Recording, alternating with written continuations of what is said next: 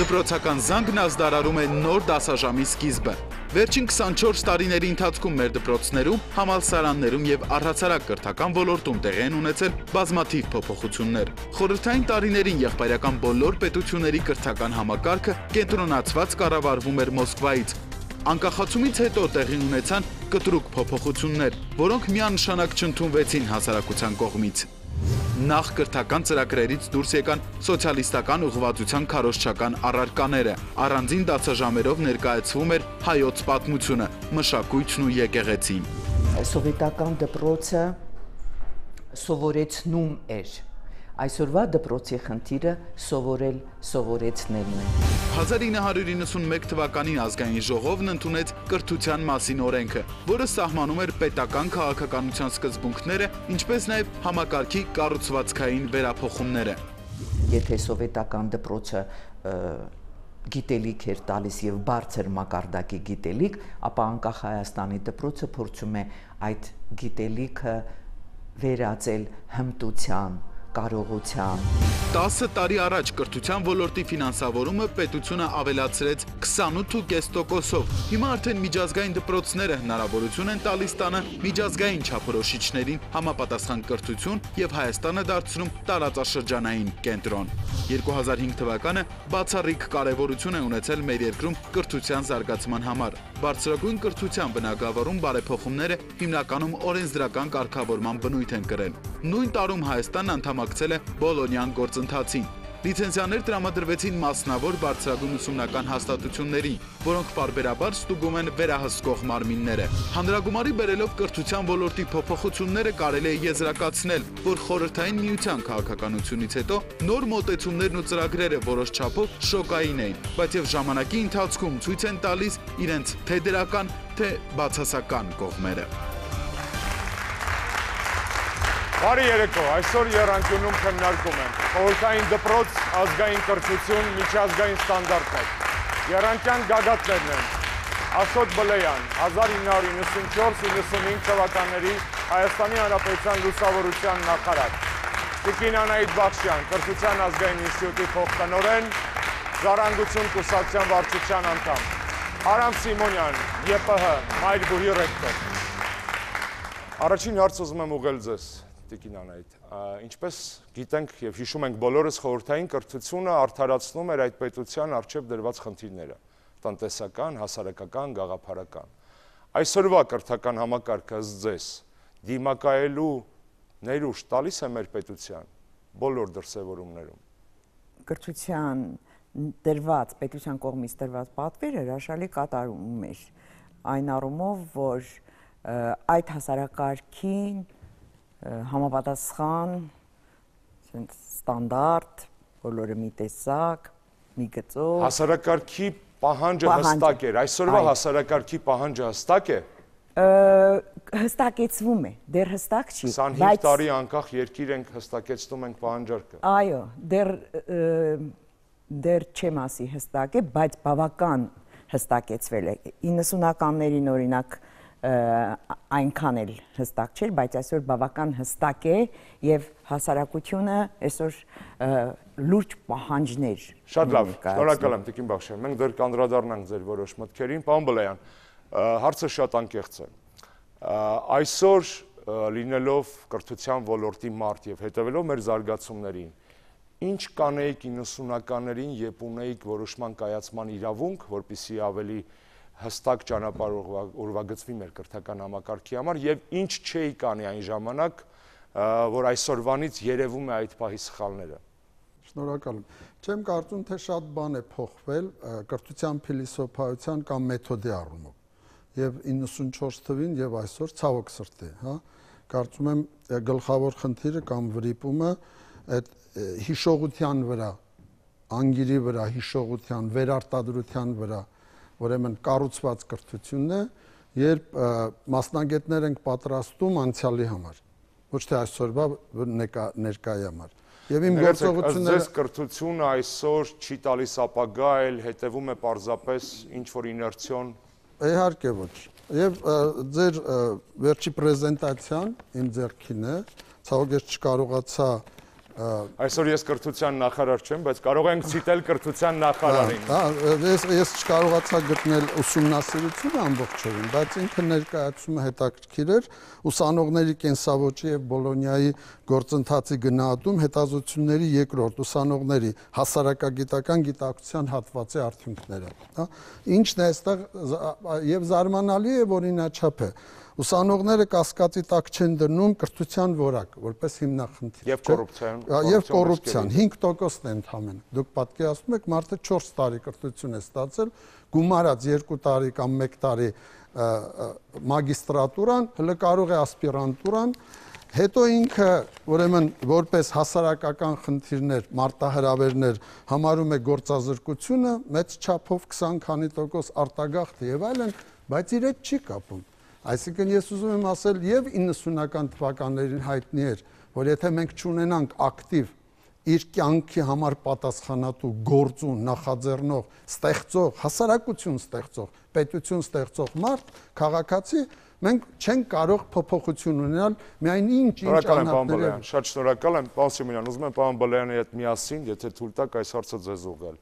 Պարոն Բլեյանը պնդում է, որ 90-ականներից առ այսօր ոչինչ չի փոխվել, պարադիգմա, իմաստը կրթական համակարգի չի փոխվել։ Դուք հայտնի եք ոչ միայն որպես ԵՊՀ ռեկտոր, այլ նախ եւ առաջ որպես կրթության ոլորտի մեծ փորձ ունեցող մասնագետ, որ աշխատել է տարբեր նախարարների հետ։ Ամեն մի նախարար, որ գալիս է, ասում է, որ ես շարունակում եմ նախորդի գործը, երբեք քննադատություն չկա շարունակականությունը ռեֆորմների։ Ըստ ձեզ սա պարզապես կոլեգիալության դրսևորում է, թե իրականում մենք այս 25 տարիների ընթացքում նույն ճանապարհով ենք գնում։ Չէ, խոսքը վերաբերում է նրբանկատությանը եւ ես ուրախ եմ, որ մեր նախարարները, որոնք մեկը-մյուսին փոխարինում են, այդքան նրբանկատ են եւ քաղաքավարի նախորդի նկատմամբ, բայց գոնե բարձրագույն կրթության մասով ես կարող եմ հաստատ ասել, 90-ական թվականների կեսերից հսկայական ճանապարհ ենք անցել։ Եվ այդ ճանապարհը հեշտ չի եղել, բայց մենք իսկապես մեծ ձեռքբերումներ ունենք նաև մեծ թերություններ։ Ես այդ ձեռքբերումները կարող եմ մեկիկ նշել եւ փաստերով։ Տիկին վստահաբար համաձայն չի լինի, որ այդպիսի ձևակերպումը դառնա վերջնական։ Դա ես ունեմ իմ կարծիքը, կարող եմ վստահորեն ասել, որ մեր բարձրագույն կրթությունը, եթե համատել ունենք խորհրդային Հայաստանի բարձրագույն կրթությանը, դրանք սարուձոր են։ Եվ այդ սարուձորը ոչ միայն բովանդակային է, այլ նաև կազմակերպական եւ նաև վարչական։ Մեկ հարց եմ ուզում տալ այս համատեքստում։ Խորհրդային համակարգը ենթադրում էր իմպերատիվ, ինչպես ասվեց նաև ռեպորտաժում, Մոսկվայից ամեն ինչ գծված էր։ Այսօր բուհերը ունեն ավելի մեծ ազատություններ։ Այդ ազատությունը բարիք է, թե պրոբլեմ։ Եվ բարիք է եւ պրոբլեմ։ Ես վստահաբար կարող եմ ասել, որ բարիք է այն իմաստով, որ մենք հիմա ավելի ինքնուրույն ենք, ավելի ակադեմիական ազատությունների իմաստով ավելի ճկուն, բայց եւ միևնույն ժամանակ չարիք է, որովհետեւ եթե դու մասնագիտական առումով բարձր որակ չես կարողանում ապահովել, ավելի ճիշտ պրոֆեսիոնալ չես եւ դու հարցեր լուծող ես բարձրագույն կրթության ոլորտում, ապա կարող ես մեծ ավերածություններ գործել եւ նույնիսկ ազատությունը հասկանալ։ Սիմոնյան, պրոֆեսիոնալները ըստ ձեզ չեն կարող ավերածություններ գործել։ Կարող են, բայց եթե պրոֆեսիոնալը ունի պարտքի բարձր զգացում, նա առաջին հերթին գիտեք ինչ, պրոֆեսիոնալ մարդը իմ կարծիքով նախ եւ առաջ ունի խղճի բավարար չափ։ Բավոր չունի։ Եվ եթե չունի, ուրեմն նա պրոֆեսիոնալ չի իմ խորին իմաստով։ Շնորհակալ եմ, պարոն Սիմոնյան։ Ինչի հետ համաձայն չեմ։ Ես ուզում եմ ձեզ հարցը ուղղել։ Չէ, նախ ասեմ ինչի հետ համաձայն չեմ։ Ես ուզում եմ նախ հարցը ուղղել, դուք կասեք ինչի հետ համաձայն չեք։ Դուք այն եզակի մարդկանցից եք կրթության համակարգում, որ համ մասնագետը պրոֆեսիոնալ է, այս տերմինաբանությամբ, համ քաղաքական գործիչ է։ Դուք դպրոցի տնօրեն եք, հետո 5 տարի ազգային ժողովի падգամավոր, հիմա նորից կրթության ոլորտի մասնագետ եւ աշխատող։ Այսօր խոսքի, ցանկության եւ գործի ու լծակների միջև ունեցած խնդիրը, անդունդը դուք տեսնում եք թե չէ։ Ցանկությունների իրականացման համար գործնական լծակները կարողանում ենք ամբողջությամբ իրականացնել, թե ոչ։ Դրանք տեսանելի են ոչ միայն ինձ որպես մասնագետի, դրանք տեսանելի են հասարակությանը։ Այսօր ցանկացած չեմ ասի ցանկացած, բայց շատ շատերն են տեսնում այդ խոսքի եւ գործի տարբերությունը։ Դա նաեւ նրանից է, ինչի հետ ես համաձայն չեմ, երբ նրբանկատություն է համարվում հաջորդ նախարարի, այսպես ասած, էտիկետի մեջ մնալով չասել, թե ինչ սխալներ են եղել նախորդում։ Դա անպայման է անել հրապարակավ։ Դա ում հաշվին է լինում։ Դա լինում է կրթության որակի հաշվին, որովհետև ամեն մի եկող նախարար, եթե նրբանկատորեն ասի, որ այստեղ այս բանը սխալ է եղել, ճիշտ չգնաց, եւ ճիշտը փոխելն է, գուցե տենց ավելի հեշտ կլինի։ Դուք համարում եք, որ սխալվելու իրավունքը աշխատող մարդու իրավունքներից մեկն է։ Իհարկե։ Հետևաբար արդյոք արժե դրա մասին խոսել բարձրաձայն։ Այո, որովհետև եթե չենք խոսում, ինչպես դուք եւ մյուսները, չեք խոսում, ուրեմն այդ սխալը խորացնում եք։ Շնորհակալ եմ, պարոն Բալայան, չեմ կարող այս հարցը հիմա չտալ, չեմ կարող։ Դուք ինչ սխալ եք գործել, երբ որ նախարար եք, երբ որ հիմա նայում եք, որ նախկինները չեն բարձրաձայնել, իսկ դուք հոգու խորքում գիտեք։ Չեմ ասում չարամտությունը խոսքը գնում է սխալների մասին։ Ինչ կանեիք։ Այդ եթեների հարցադրումը իմը չի, որ ասում է, եթե մորաքույրս քերի լիներ, տղամարդ լիներ, ես նրան քերի կանվանեի։ Այս հեռավորության վրա անգամ կներեք անիմաստ այդ մասին խոսելը եւ եթե նկատել եք, ես որպես կրթահամալիրի տնօրեն կրթության կազմակերպիչ, իմ այլընտրանքով են հնարավորությամբ ձեր ասած բարիքով ազատության, որ ունես հնարավորություն ներդրվելու, քոնկերների հետ անելու, փոխելու, դա ցույց է տալիս արդեն։ Այսինքն այդ ժամանակը ես չունեմ եւ ոչ էլ ես լրիվ համաձայն եմ այս դեպքում հարգելի ռեկտորի հետ, ոչ էլ վայելա զբաղված լինել, չգիտեմ ինչ որ գործով։ Ես դրա համար կենտրոնացել եմ, ենթադրում եմ դուք աշխատանքը տեսնում եք, այլընտրանքն էլ, Ես գիտեմ ձեր դպրոցի մասին շատ բան եւ այցելել եմ եւ տեղեկացված եմ։ Երեխաների մի զգալի մասը ըստ քննադատների ունեն անհատական գերագնահատման համախտանիշ, բայց չունեն դասական իմաստով, պրուսական, գերմանական, ռուսական իմաստով գիտելիքային այն պաշարը, որը կարող են պարբերաբար ցուցաբերել։ Ինչն է ավելի կարևոր այստեղ, ըստ ձեզ, գիտելիքի հմտության հաղորդումը, թե անհատի ձևավորումը, եւ որքանով է ազգային բաղադրիչը անհատի ձևավորման համար կարևոր։ Գիտեք, էլի ժամանակավրեպ է, որովհետև այն բանը, որում մենք հայտնվել ենք, այն վիճակը, որում մենք հայտնվել ենք,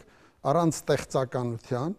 այսինքն առանց անհատի ներուժի, ողջ ներուժի, տաղանդի դրսևորման, մարդը պետք է ներդրում անի։ Եթե այսօր 100 հազարավոր մարդիկ սովորողներ ծնողներ մարդը թե հայ մարդը այս բառը։ Ես Հայաստանում ապրող մարդը, Հայաստանում ապրող մարդը, մենք խոսում ենք հայաստանյան իրականության մասին, պիտի իր ներդրում անի։ Այսինքն ինքը պետքա ստանձնի պատասխանատվություն իր կյանքի համար եւ պետքա փոխի եւ փորձի հետեւական նաեւ կրթության միջոցով կրթության արդյունքում փոխի իր կյանքը, որպեսզի վայելի այդ կյանքը կարողանա եւ ստանձնի պատասխանատվություն իր կյանքի համար։ Անպայման չի ունենա ֆունդամենտալ գիտելիքներ, Ինչ ասելա, գիտեք, այն ինչ որ դուք անվանում եք ֆունդամենտալ, ես դրանք անվանեի տեխնոլոգիական գործիքներ, հմտություններ, կարողություններ իմանալու, սովորելու, որովհետև կրթությունը այսօր իմանալը որևէ շրջանակների մեջ չի տեղավորվում։ Ինչ ասելա ֆունդամենտալ, մի հատ որ ձևակերպեք, ինչ ասել է ֆունդամենտալ։ Ասեմ գործիքները, որով չափում է նախարարությունը կրթության, ԳԹԿ-ի տվյալներ են աշակերտների առաջադիմության։ Ներողություն, եթե դուք այսօրվա շրջանավարտներին ներկայացվող տեստերը հուսով եմ նայել եք,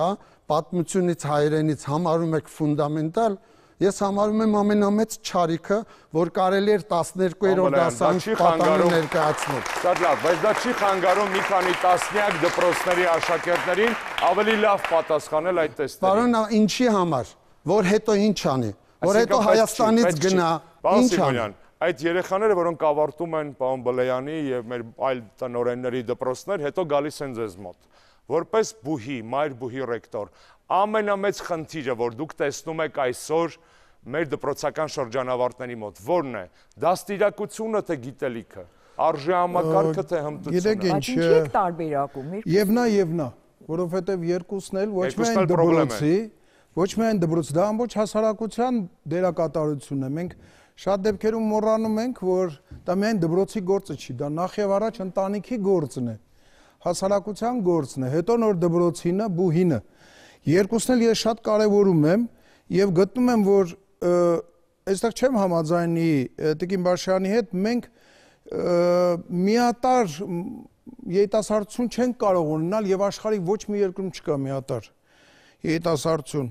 Մոնտեն ասում էր, եթե մենք 5% հայրենասեր երիտասարդություն ունենանք, մեր ազգին հերիք է։ Համալսարանը հայտնի է որպես ազատ բու։ Ազատ ոչ միայն իր կազմակերպաիրավական ձևով, ակադեմիական իմաստով, այլ բու, որը 80-ականների վերջին Ղարաբաղյան շարժման, քաղաքացիական եւ հասարակական նախաձեռնությունների ակտիվ մաս էր։ Այսօր համալսարանը պահպանել է իր այդ ավանդույթը ոչ միայն ակադեմիական կրթօջախի, այլ նաև ազատամտության եւ ազատականության։ Ընդհանուր առմամբ այո, թեև հասարակության մոտ այն կարծիքը կա, որ համալսարանը իր ազատության չափը քչացրել է, բայց դա այդպես չի։ Բայց դա չի խանգարել ֆիզիկայի ֆակուլտետի գիտական բնականաբար քաղաքական հայտարարություններ անել։ Կա մի խնդիր, որը բոլորիս համար է կարևոր։ Դա հասարակության կողմից կրթության եւ գիտության հարցերի մեջ վատ կողմնորոշվելը հաճախ գավառամիտ կենցաղային մակարդակի կարծիքներ հայտնել, որը անմիջապես հայտնում է մաս մեդիա ուրեմն համակարգում եւ այստեղ ես իզուր չեմ նշում պրոֆեսիոնալիզմը։ Չգիտես ինչու պահանջում են, որ տնտեսության մեջ անպայման լինի պրոֆեսիոնալ մասնագետ, որ ինժեներ լինի պրոֆեսիոնալ, բայց կրթության ոլորտում բոլորը կարծեք թե մասնագետ են։ Այդպես չի, կրթության ոլորտը նույնպես մասնագիտություն է եւ այստեղ պրոֆեսիոնալները խիստ կարեւոր դերակատարություն են եւ միայն նրանք պետք է զբաղվեն կրթությամբ։ Շատ լավ միտք արտահայտեցիք, ուզում եմ շարունակել այս միտքը։ Իրականում կրթության մասին փորձում են խոսալ բոլորը, հա։ Ինչպես հաճախ կատակում եմ, 3 ամենադժվար պաշտոնները Հայաստանում նախագահի պաշտոնն է, բոլորը հասկանում են քաղաքականությունից, ֆուտբոլի ֆեդերացիայի ղեկավարի, բոլորը ֆուտբոլիստ են եւ կրթության նախարարի, որովհետեւ բոլորը իրենց օրույն կարծիքն ունեն կրթության մասին։ Հարցս հետեւյալն է, Տիկին Անահիտ, եթե թույլ տաք։ Ընդդիմություն իշխանություն, քաղաքական պայքարը, բանավեճը տեղափոխվում է նաև տարբեր ոլորտներ, տնտեսական, իրավական եւ այլն։ Կրթության բնագավառում դուք տեսնում եք իրականում ընդդիմության եւ իշխանության միջև բախումը։ Կա կրթական այլընտրանքային նախագիծ ընդդիմադիր քաղաքական ուժերի կողմից, կա քննադատությունից զատ, ուղղու ընտրության քննադատություն, ոչ թե մեթոդների, կա տեսլականի քննադատություն, կա այլընտրանք ընդդիմադիր դաշտում, թե կրթություն այն ոլորտներից է, որտեղ բոլորը կոնսենսուսով են հոգու խորքում, քվեարկում, ընդունում եւ իրականացնում։ Ես որպես քաղաքական ընդդիմության ներկայացուցիչ, այս պահին ասում եմ, որ ինքս այս կրթության ոլորտում երբեք իշխանություն, ընդդիմություն չեմ ուզում այդ բախումը, որովհետեւ կրթության ոլորտը դա այն ոլորտը չի, որտեղ իրավունք ունենք բախվելու։ Կրթության ոլորտը այն ոլորտն է, որտեղ պիտի բոլորս մի Ես հարցս մասնավորեցնեմ։ Ընդդիմությունը երբեմն քննադատում է 12-ամյա կրթությունը, բայց չի ասում անցնենք 11-ի կամ 10-ի։ Ընդդիմությունը քննադատում է Բոլոնյան գործընթացը, բայց չի ասում դուրս եկեք եվրոպական կրթական տարածքից։ Այսինքն ես կարող եմ եզրակացնել եւ մեր հեռուստադիտողները եզրակացնի, որ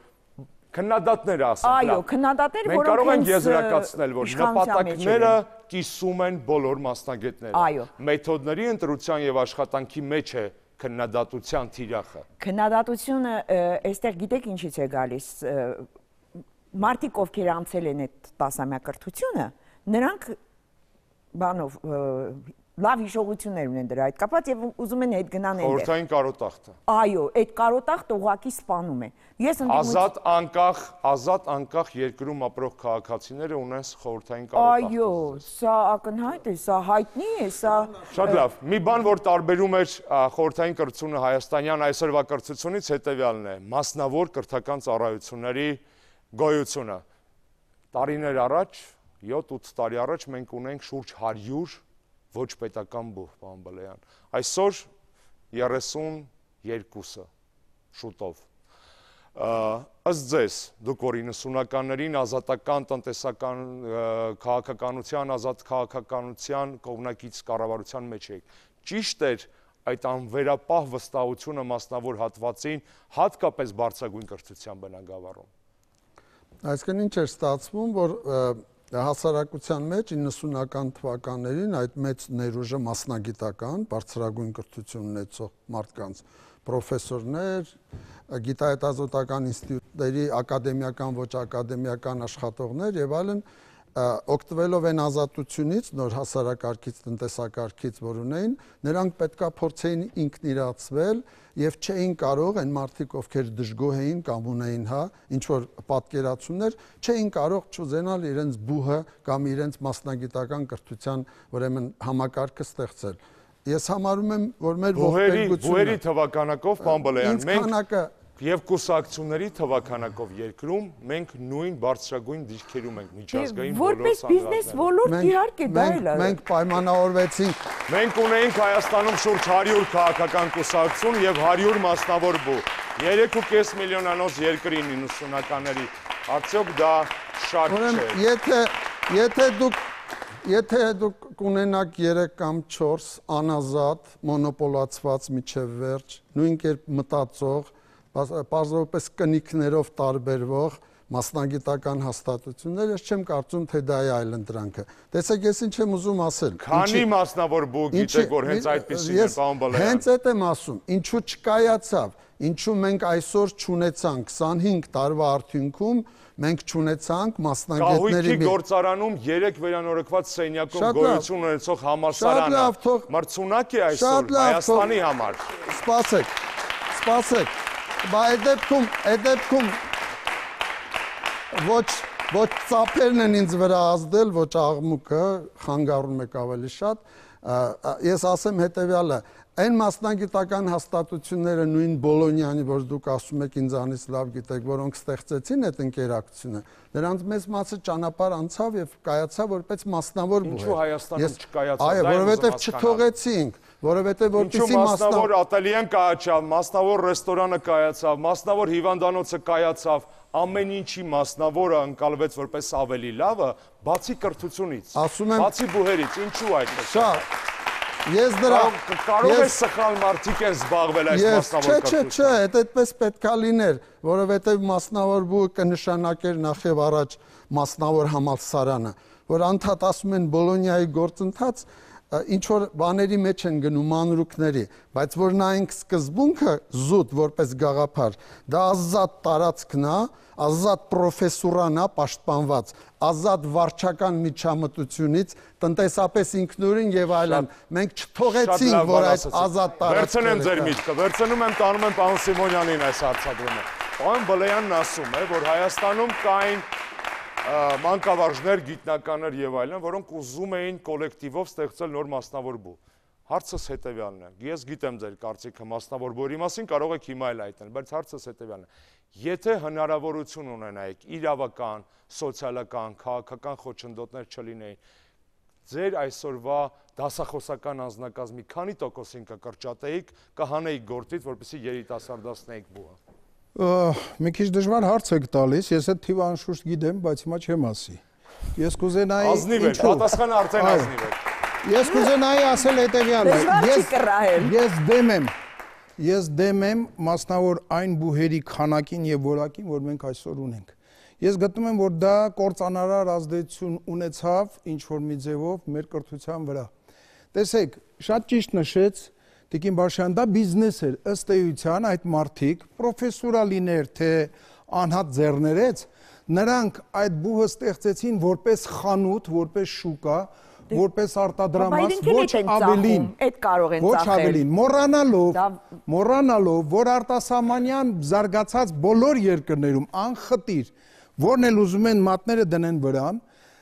դրա ստեղծողը, այդ բուհի ստեղծողը իրավունք չունի օգտվելու ստացած շահույթներից ոչ մեկը շատ կարևոր բան ասում, պարոն ոչ մի մասնավոր բուհի հիմնադիր ոչ Հարվարդի, ոչ Մեյսոնի, ոչ հետապնդող կազմակերպություններ տեխնիկական համազ, ոչ մեկը։ Տարբերություն Հայաստանի, որտեղ մասնավոր բուհերը հիմնականում ՍՊ են, արտադրական կոոպերատիվ եւ Ես տեսեք ձեզ օրինակ բերեմ։ Եվ նշենք պարոն Սիմոնյան ներողություն, որ հարկատուների մեջ առաջին շատ ներողություն, եկեք կներեք հարգել։ Ձեզ հայտնի այն գիտեք են եգիպտացորենի ձողիկներ արտադրող Կելոգին, որը հիմնեց Ամերիկայում առաջի խոշոր մասնավոր համալսարաններից մեկը։ Կելոգի մտքով երբեք չի անցել ինքը օգտվի իր ստեղծած համալսարանի շահույթներից կամ նրանց թելադրի, թե ինչ պիտի անեն։ Ստեղծվեց հոգաբարձուների խորհուրդ, որը չէր ենթարկվում Կելոգին։ Կելոգը փող դրեց, քաշվեց մի կողմ։ Եվ այս է ճանապարհը մասնավոր, իսկ մեր մասնավոր համալսարանները, ես շատ-շատերի հիմնադիրներին գիտեմ, նրանք դա արեցին, որպես տեսեք, հետաքրքիր բան է, այն համալսարանները, որոնք այսօր փակվեցին մասնավոր, նրանց տերերը հիմա մտածում են այդ տարածքներում ուրիշ բիզնես հիմնելու, նրանք կրթության մարդիկ չէին իրենց հոգեբանությամբ։ Պարոն Սիմոնյան, մենք առանձին կխոսենք մասնավոր կրթության մասին, մեկ օր այս տաղավարում շատ կարևոր է, պարոն Բլայան, բան ունեք ասել։ Այո, մի դիտարկում, կարճ ռեմարկ ու մենք անցնենք այլ հարցերի։ Մանավանդ այդ վերնագիրը ինձ տվել է կրթության և գիտության նախարար Արմեն Աշոտյանը, դուք վերջի ձեր մեդիա ելույթում վերնագիրը ինձ բան արեց, ինքն իր վրա հույս դնող։ Ինքն իր վրա հույս դնող ուսանողություն։ Հիմա տեսենք ինքն իր վրա հույս դնող ուսանողություն ունենք, ձեր ասածը։ 12 տարի սովորում է միջնակարգ դպրոցում, ավակ բան այդ կարևոր չի, 12 տարի։ Հանձնում է առանց տրտնջալու, ընդ որում ծնողների վերջի կոպեկը ծախսելով պարապում է այդ զուբրիտի վրա, հավատում է իր բանին, որ դա ֆունդամենտալ կրթություն է, ինչպես դուք ասացիք, չնայած դա հակակրթություն է, որից հետո ես դա կապացուցեմ եւ ապացուցեմ, բացեք ես օրագիր եմ անանում եւ 500 օր շարունակ այդ Մենք իրար հետևում ենք Facebook-ում։ 4 տարի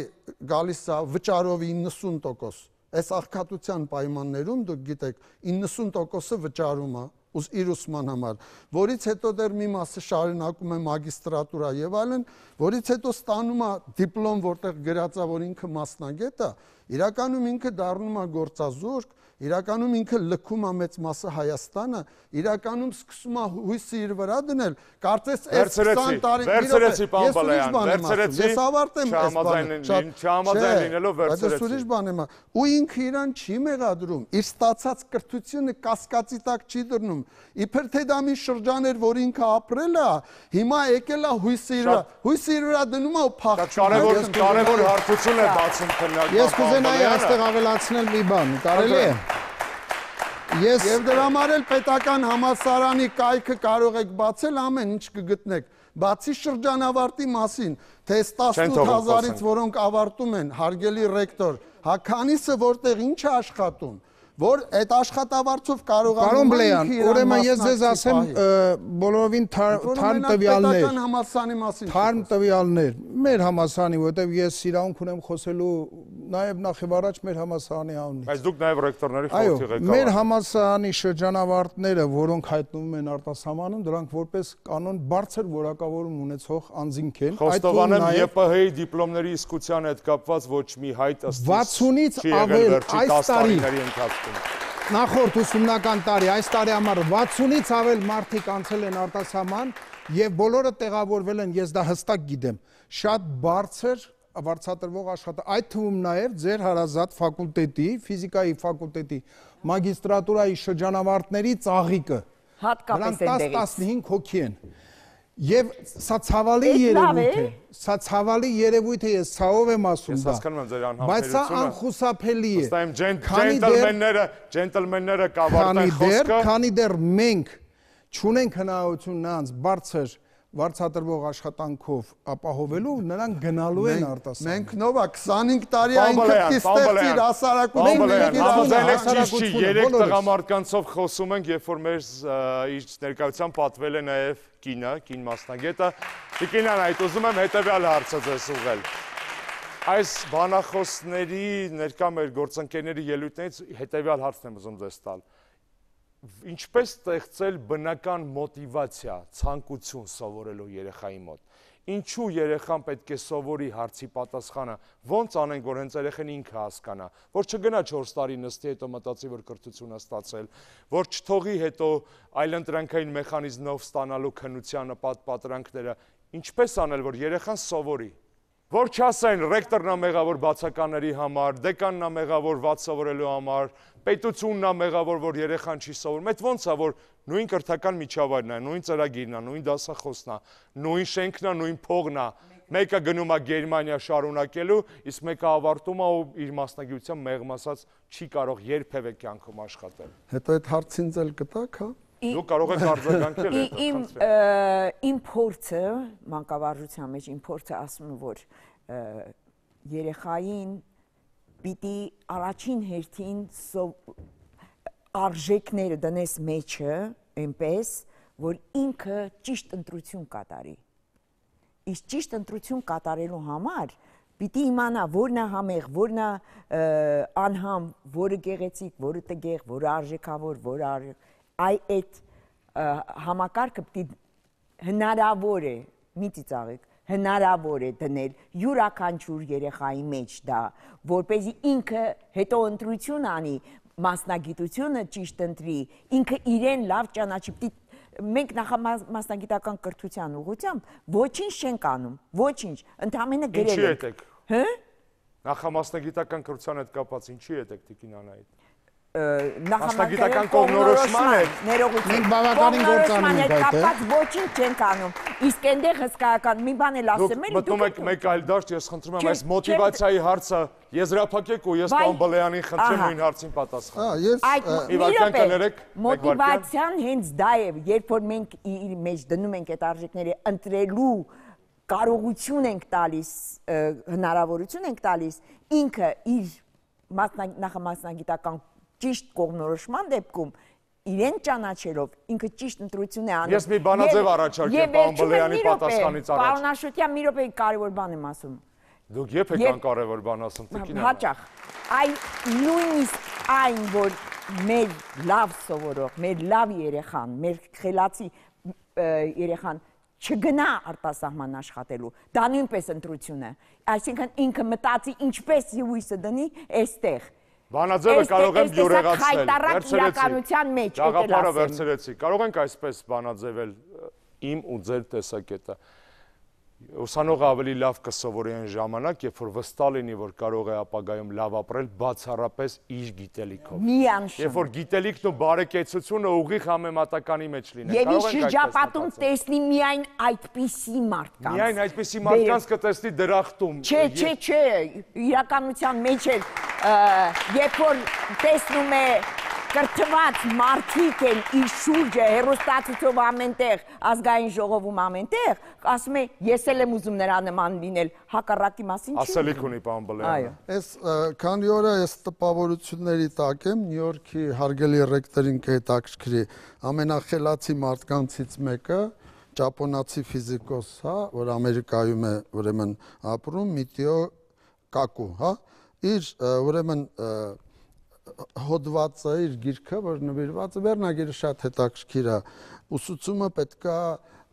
հիմնված չլինի, բազավորված չլինի հիշողության վրա։ Այո։ Եվ այդտեղ փաստորեն ներկայացնում են, որ կարծացել եմ, հարց ունեմ ձեզ տալու, կներեք։ Սա ինչ է նշանակում, որ մենք ոչինչ կարող ենք չհիշել, որովհետև Google-ը ու Wikipedia-ն միշտ ձեռքի տակ են, միշտ մեր ձեռքի տակ են։ Այսինքն այն ինչ որ հիշողության վրայի հույս չդնելու մոտեցում արդյոք տոտալ պետք է լինի, արդյոք ինքը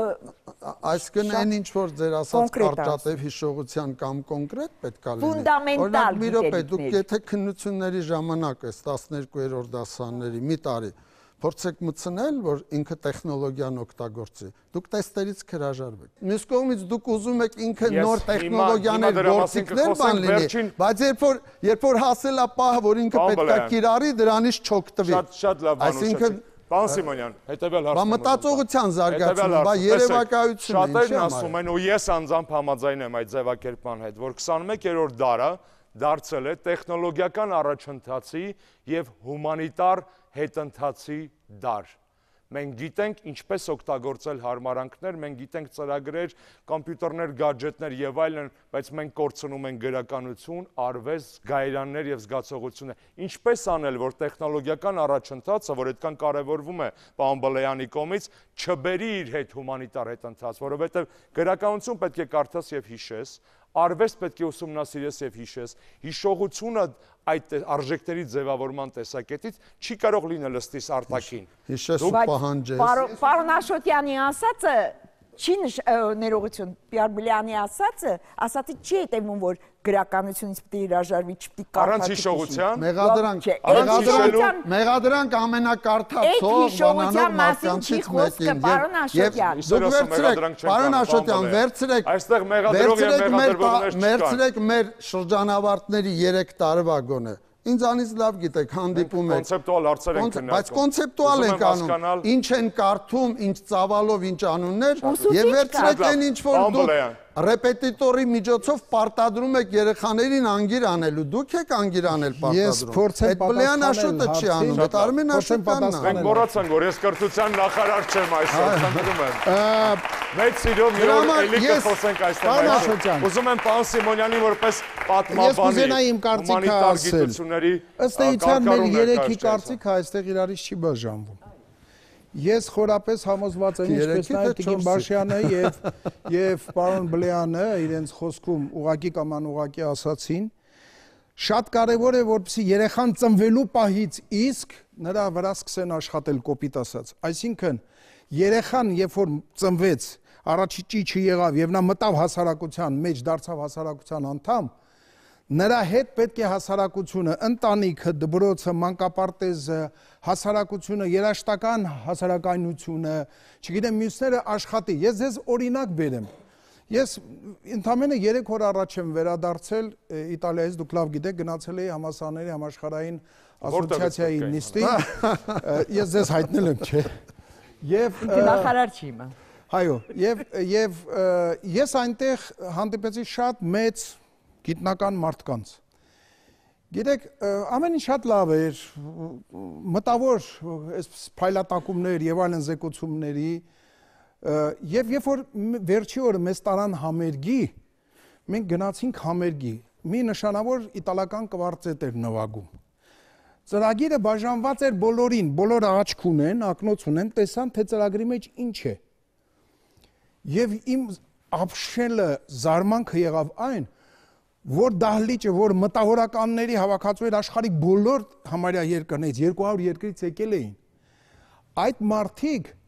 Մոցարտի, կվարտետի ամեն մասից հետո բուրըն ծափահարություններով ողջունում էին այդ նվագողներին։ Միայն մի քանի մարդ դահլիճում, ի թիվս այլոց ես էլ, որ մենք հասկանում էինք, որ եթե 4 մասից է, կվարտետը պիտի ավարտվի, որից հետո նա պիտի ջութակարը իր այդ աղեղը իջացնի ներքև, որը քեզ ազդանշան է, եթե դու նույնիսկ երաժշտությունից չես հասկանում եւ չես էլ կարդացել, որ դու կարող ես ծափահարել։ Սա խոսում է այն մասին, որ այդ մարդիկ տեխնոկրատ են, հումանիտար ոլորտի մասնագետներ են, բայց կրթություն, կրթված մարդ չեն կարող համարել, որովհետև նրանք համապատասխան դաստիարակություն չեն ստացել։ Ինչ պատճառներով։ Առանց դաստիարակության չկա կրթություն։ Չկա կրթություն, առանց դաստիարակության։ Հարգելի գործընկերներ, մեր հաղորդումը ցավոք մոտենում է իր ավարտին։ Սա վերջին քննարկումը չի այս տաղավարում կրթության մասին։ Ուզում եմ հետևյալ բանաձևով փորձել եզրափակել մեր այսօրվա քննարկումը։ Մենք տարբեր ենք մեր տեսակետներով, մոտեցումներով, բայց միշտ միասին երեքով եք տալիս հաստատուն 180 աստիճան որպես եռանկյան գագաթներ։ Կրթական համակարգը դատապարտված է մշտական փոփոխությունների։ Դրանից խուսափել չի կարելի։ Եվ որպեսզի պատասխանենք այն հարցին, թե ինչպիսի կրթական համակարգ ենք ուզում կառուցել Հայաստանում, պետք է պատասխանենք շատ ավելի կարևոր հարցի։ Ինչպիսի հասարակություն ենք ուզում ունենալ Հայաստանում։ Շնորհակալություն ձեզ հետ եռանկյունի։